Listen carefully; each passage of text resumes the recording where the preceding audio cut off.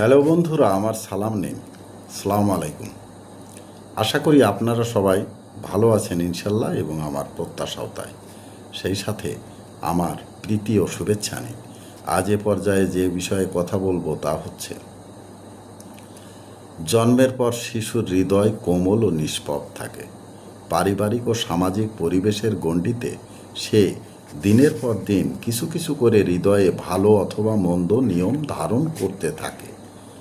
এমনিতেই একদিন সে পরিপূর্ণ বয়সেই তার আসল মূর্তি ধারণ করবে, আর তা ভালোও হতে পারে, মন্দও হতে পারে। এভাবে সে একজন পরিপূর্ণ দেশের নাগরিক হবে। এ পর্যায়ে এখানেই রাখছি। ততক্ষণ পর্যন্ত সবাই ভালো থাকুন, সুস্থ থাকুন এবং নিরাপদে থাকুন। শুভকামনা নিরন্তর সবার জন্য সবসময়। ধন্যবাদ ফেসবুক মেটা, ধন্যবাদ সকল বন্ধুসহ সবাইকে। আবার দেখা হবে অন্য কোনো ভিডিওতে। আল্লাহ হাফেজ।